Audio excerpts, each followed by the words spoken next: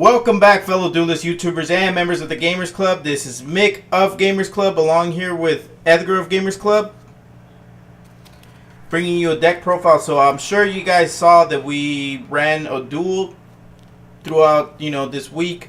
2 different episodes. We dueled lightsworns versus the Pendulum Magicians, and so we wanted to also bring you a deck profile to see how it is that we won 2 of 2. Lightsworn versus Pendulum Magician. So this is going to be the Pendulum Magician deck profile, brought to you by Edgar of Gamers Club. Alright, well, let's jump right into it.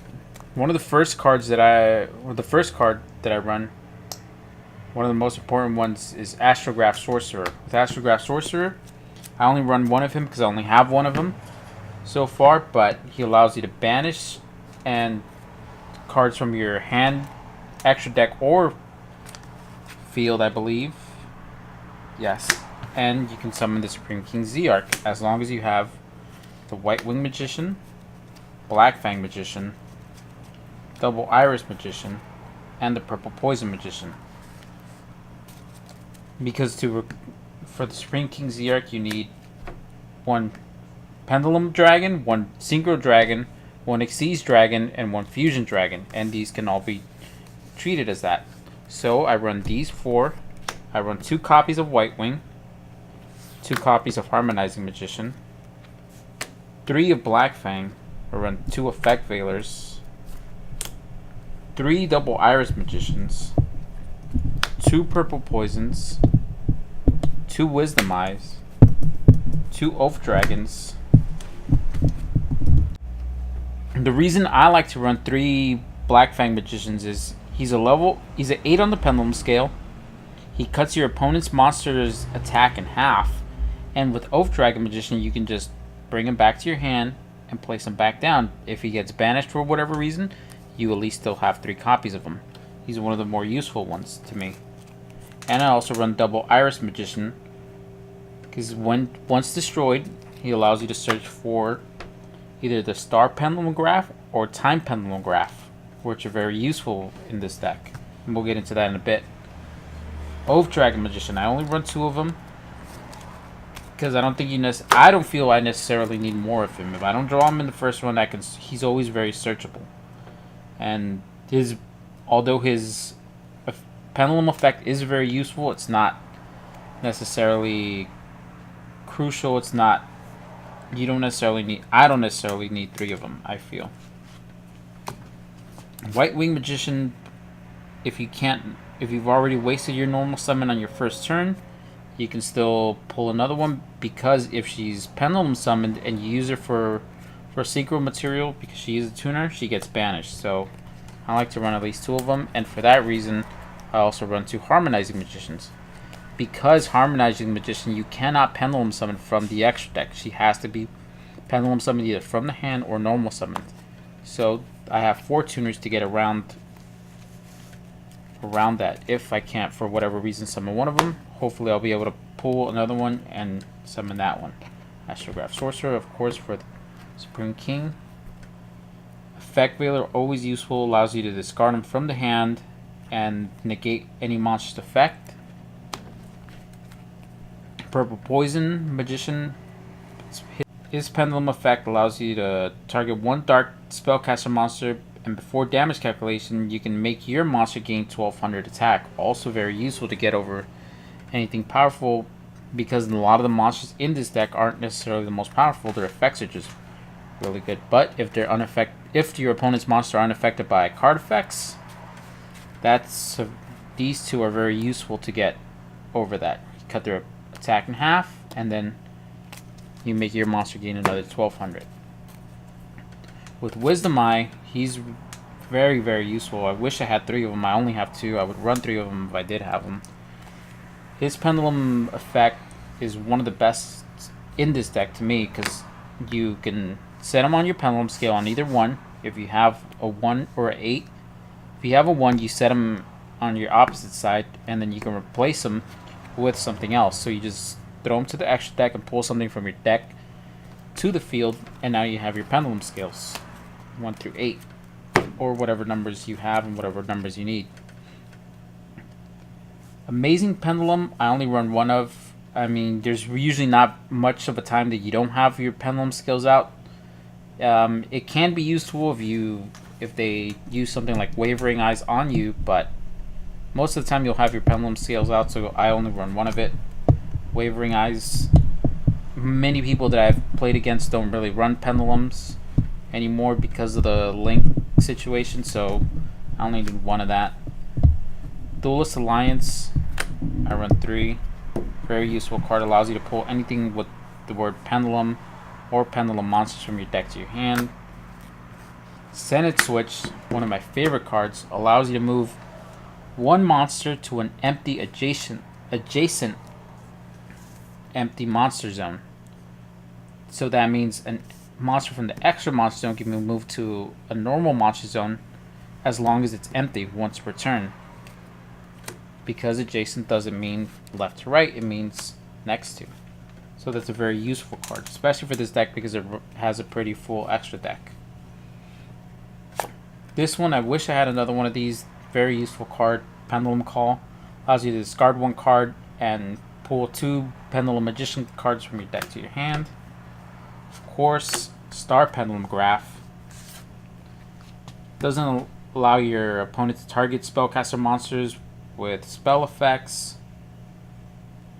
And if a Magician Pendulum monster leaves either the monster zone or the Pendulum zone, allows you to pull another one from your deck once per turn. Extremely useful. One of the staples to the deck. Sky Iris, I run 2 of them. I don't run Terraforming in this deck because I don't feel that I usually need it. Most of the time, either people don't worry about your Pendulum scales too much, and because this deck has so much drawing power, I don't feel that I necessarily need a Terraforming because I usually end up drawing it within the first 5 turns at the most. So I run 2 of them, no Terraforming. Time Pendulum Graph, very useful card also in this deck. Doesn't allow your opponent to target spellcaster monsters with trap cards or trap effects. And allows you to destroy one card on your side of the field. One Pendulum Magician card, I mean. One Pendulum Magician monster from either your monster zone or your Pendulum zone, and then one card on your opponent's side of the field. And if you don't destroy 2, you send 1 card from the field to the graveyard. So that means it doesn't target them, it doesn't destroy them, it just sends it. So that's useful for when cards say cannot be destroyed by card effects. It's not being destroyed, it's just being sent to the graveyard. Very useful. I run 3 of those. I run 2 Solemn Strikes. Very useful card also. It comes in handy quite a bit. These are the cards that helped me out in my last duel with Eduardo against his lightsworns.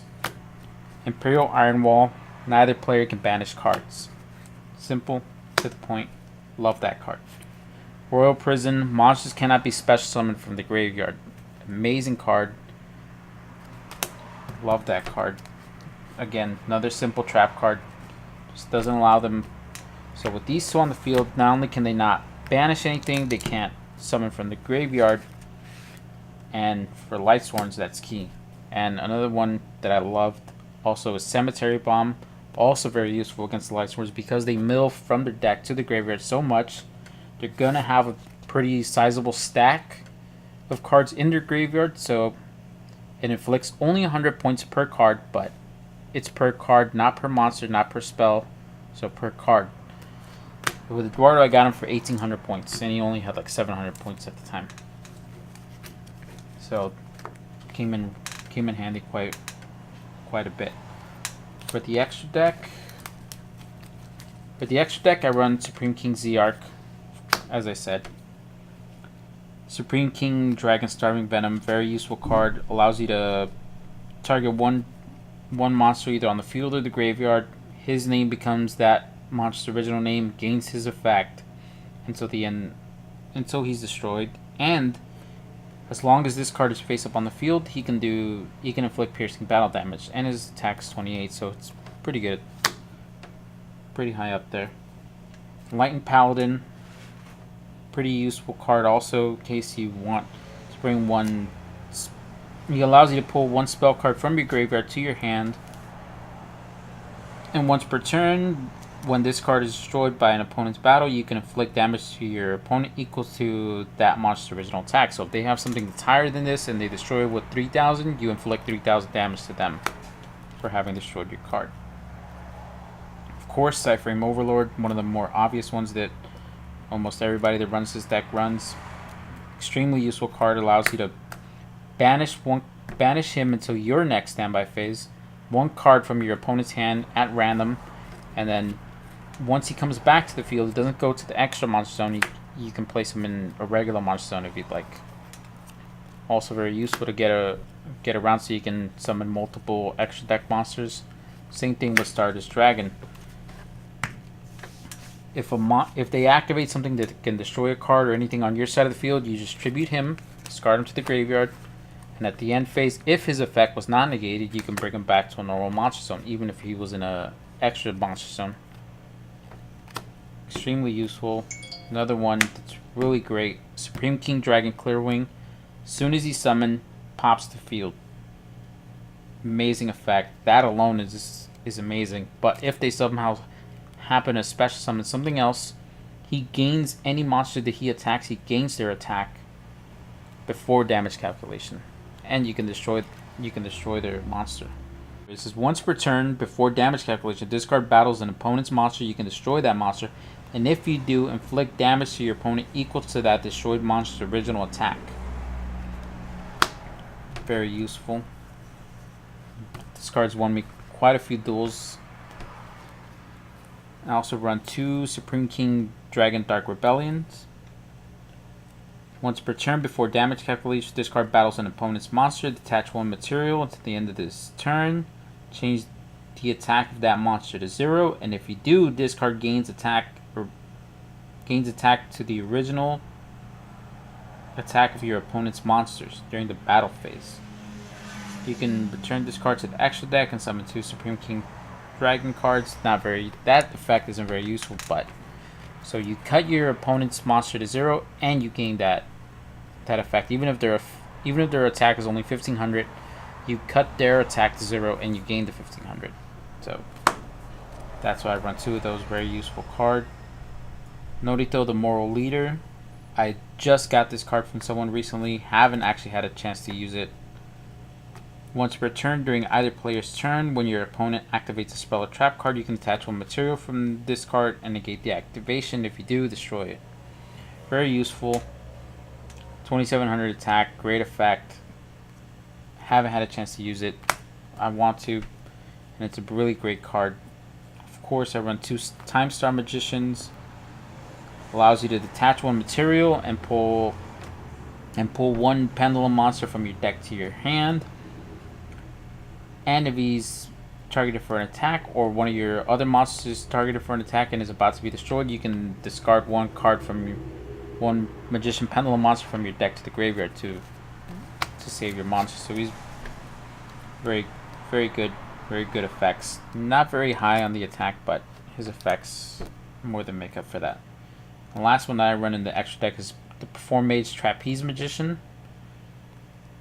Doesn't allow you to take any damage unless it's 25 or higher. So against burn decks like the Trick Stars or the Performer Pals, or anything that does burn damage, or really almost anything really, it's very useful because you don't take battle damage, you don't take effect damage either unless it's 2500 points or higher.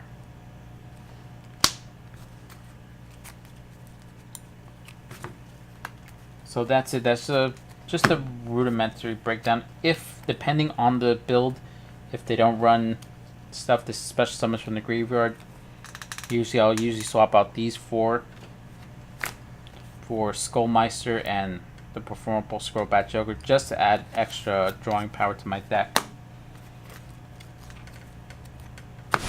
Okay, and here we have it. A visual representation of the whole deck broken down for you guys. On the top left hand corner, we have the extra deck. Top middle, we have the side deck. And here in the middle, we just have the overall deck broken down for you guys. But don't worry, if you can't see everything in it, we're going to put the whole list down in the description below, including quantities, name of cards. So don't forget to hit that subscribe button and a like so that you can always keep up to date with everything going on in the Gamers Club, and so that you can just hang out with us and come visit us anytime you can. Thank you guys for watching. We really do appreciate all the support. Until next time, this is Mick of Gamers Club, alongside with Edgar running his Pendulum deck. We'll see you guys next time.